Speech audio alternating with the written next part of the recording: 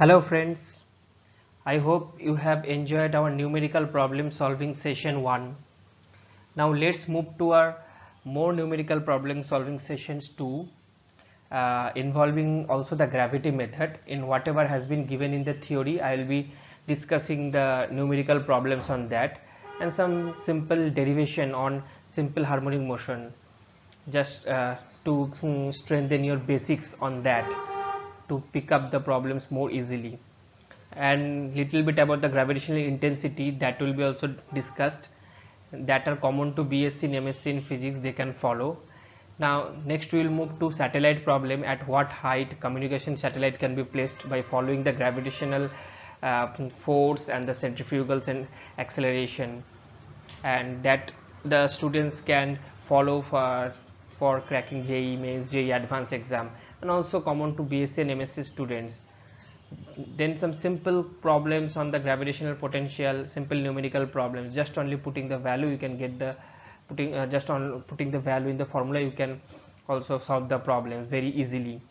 So this all the problems will be very useful and beneficial for our competitive and entrance type exam.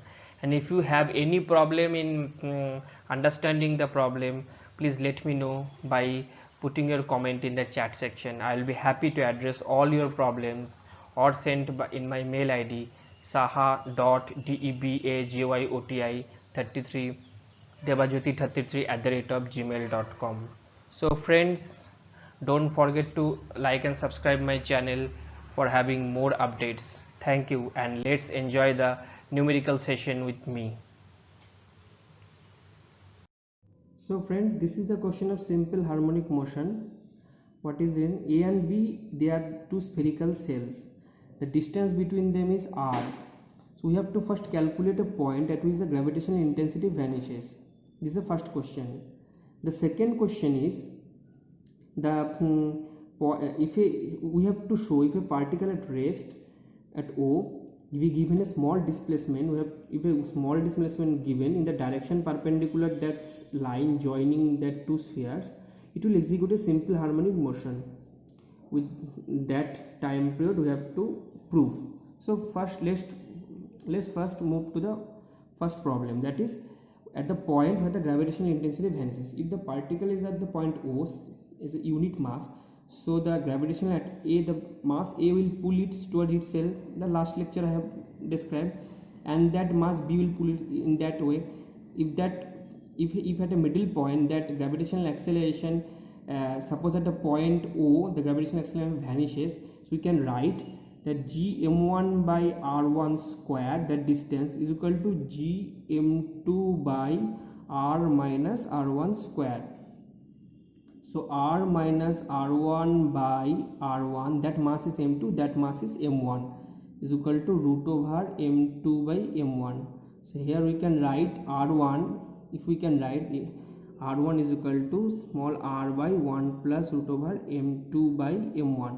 Now if the mass m1 is equal to mass m2, then r1 can be written as that 1 r by 2. So obviously at the midpoint that gravitational acceleration vanishes, gravitational intensity vanishes. How? Because at the midpoint this distance is same, this distance is same, so the same force it will attract towards itself, the mass, a mass, to an unit mass, and with the same force that B mass is also pulling the unit mass towards itself. So at the midpoint obviously the gravitational intensity vanishes. So physically we can just consolidate that point by thing.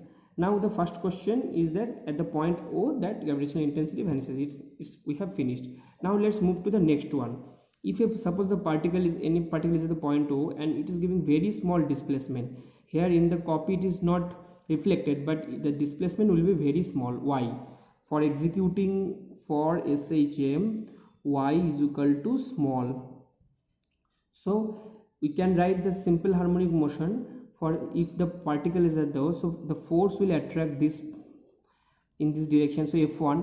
So in that will be F1 cos theta, and that will be F1 of sin theta. Similarly, if that force F2 is in the direction, that force, so it will be F2 of sin theta 2, is F2 of sin theta 1 and F2 of sin theta 2. So equation of motion we can write here m prime, that small mass is m prime, d2y by dt square is equal to minus of f1 of sine theta 1, that force, plus f2 of sine theta 2. This force is what? This force is the restoring force that restores the particle back to its initial position, this force. So for executing simple harmonic motion, we have to just make it as a point of m into d2y dt square is equal to minus omega square of y in an equation like this. Okay, so we know for executing simple harmonic motion that angle is very less, so sine theta is equal to theta is equal to tan theta. So sine theta 1 we can write y by r1 is equal to tan theta 1. So f1 of sine theta 1 we can write f1 of y by r1 is equal to, now what is the force f1? Force of attraction between m1 mass and the m prime mass that was initially at this position. You can write g m1 m prime by, that distance is from Pythagoras theorem, r1 square plus y square is equal to y by r1. Similarly f2 sine theta 2 is equal to g m2 m prime by r minus r1 square plus y square. So from this triangle we can get that this distance is r minus r1 is that distance and y is that distance. If so we can write r minus r1 square plus y square, that square of the distance, and we can write y by r minus r1, that tan theta, tan of the theta 2 we can write, just let me give that angle as theta 2. So this angle is also theta 2, so tan of theta 2. Okay, so if y is small, then y square can be obviously neglected. So from there we can neglect y square, so here will be a cube of r1 cube, and from here we can get, if y square is neglected, then we can get r minus r1 square into r minus r1, so r minus r1 cube term will be there. So from this equation 1 we can get from 1 m prime to d2y by dt square is equal to minus g m1 m prime by r1 cube, so yes r1 cube will be there, minus g, you can that plus g m2 m prime by r minus r1 cube into y. So this whole term can be the can be think of as omega square, that means that is related with the time period, angular velocity. Okay, so now if m1 is equal to m, what we have to prove? If m1 is equal to m2 is equal to m and r1 is equal to r by 2, what we can write? M1 is equal to m and r1 is equal to r by 2. So from there we can write d2y by dt square is equal to minus of, with little bit calculation, 16 gm by r cube. Here r1 can be written as r by 2 with y. So omega will be root over of 16 gm by r cube. So t can be written as 2 pi by omega. 2 pi by omega is equal to pi by 2 into root over r cube by gm. Okay, so hence proved. Thank you. So what is the problem? This is also a problem involving the gravitational acceleration. A particle slides from the rest from the highest point. Let's see, this is the highest point of the radius, circle of radius r along a smooth chord, like say AB is the chord and AC is equal to the diameter of the sphere. Okay, so AC is equal to 2r. We have to calculate the time of descent along the chord, this AB. So it's a very easy problem. It's problem of intermediate level, and in also joint entrance and also JEE mains advanced, the students can encounter this type of problems. So how we have to calculate the time of descent along the chord. So time of descent for we have the distance AB. Let's say this distance AB is equal to s.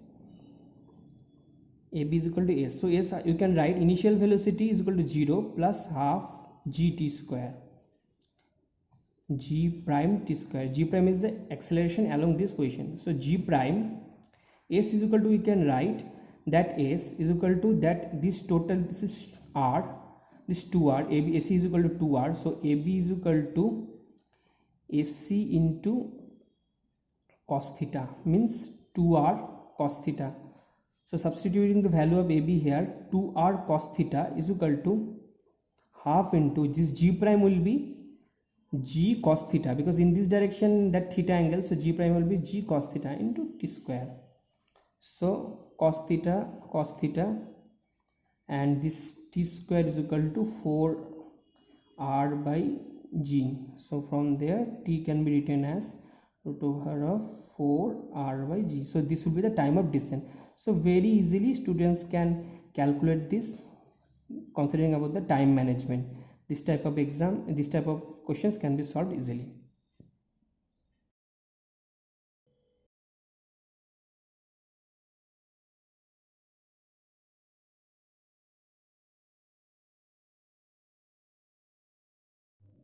So let's read the problem first. You have an Earth satellite. It is so as position that it appears stationary to an observer on Earth. Observer is sitting on Earth and the satellite is at height h. Suppose a satellite is positioned at height h. You can see this is the satellite. This serves as the purpose of intercontinental transmission of television and other communication purposes. So it will be placed as a very greater height h. It is not showing in my textbook or in my copy. So but this h will be very large, because this serves as the purpose of fixed relay station and Earth's orbiting station and geostationary satellite like things. We have to calculate this height to which the satellite is positioned. So this is the surface of the Earth, again we have drawn, and this is the radius of the Earth. So with our pre knowledge, we can write that the gravitational acceleration at height h is equal to gm by r plus h whole square. This re means radius of the Earth. Okay, we can write ge is equal to gm by re whole square on the surface of the Earth. So from this we can write dividing gh by ge, re square divided by re plus h whole square. This re plus h means this distance. This is the center. This is suppose a. So OA is equal to re plus h. Now we can also write the at that point the centrifugal acceleration. Again the term centrifugal acceleration I have discussed in my PowerPoint. So how that can be, centrifugal acceleration can be balanced with the the centrifugal acceleration mv square by re plus h r can be written as m into gh, that g on the surface of the Earth. Okay, that at the not surface, sorry, that is at the height h, that gravitational acceleration.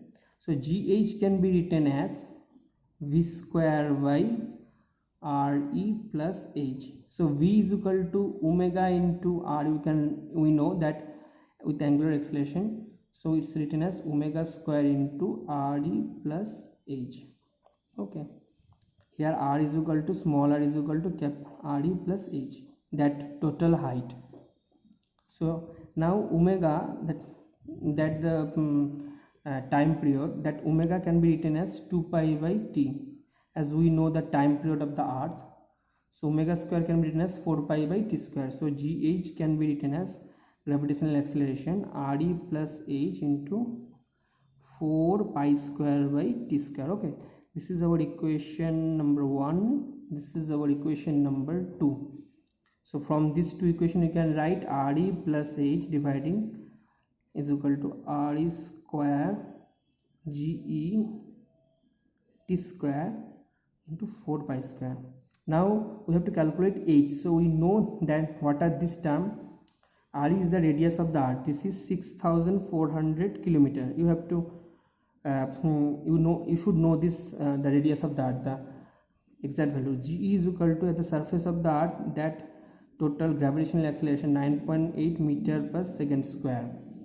That can be written as that we have already told that 9.8 meter into second square. The total time period of the earth is 24 hours. 24 may into, for SI unit you have to make it in a second. Okay, so substituting this value in that equation number 3, we can get, with little bit of calculation, you should do the calculation by your own.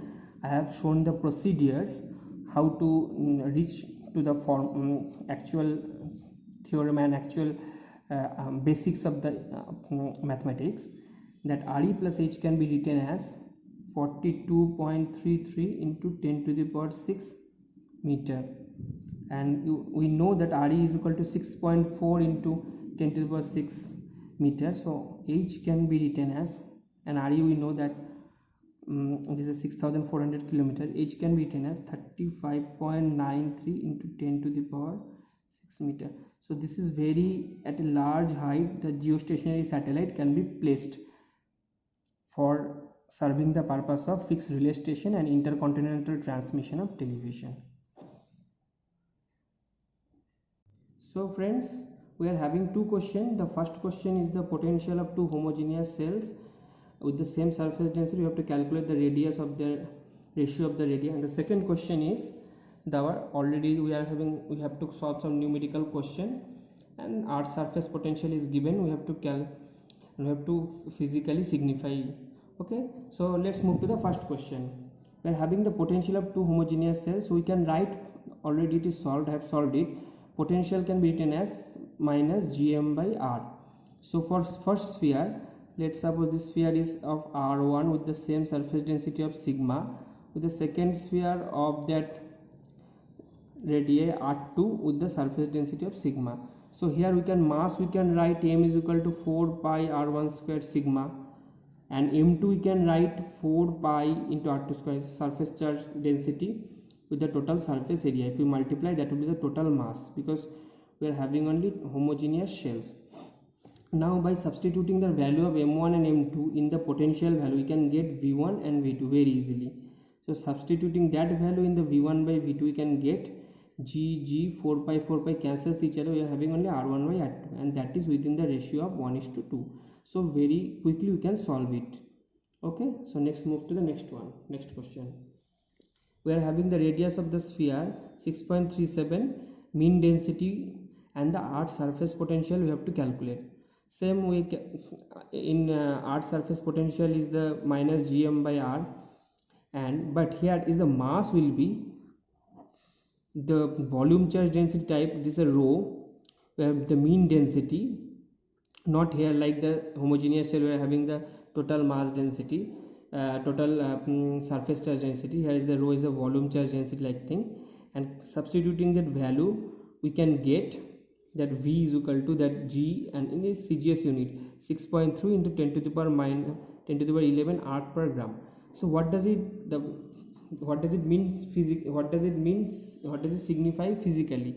It signifies that when in deriving the gravitational potential for minus Gm by R, we have to move a unit mass from infinity to the surface of the earth, to the radii, and that potential is negative.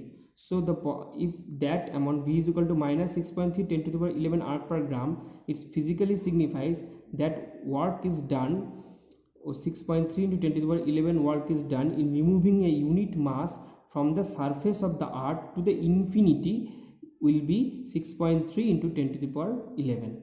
Okay, thank you.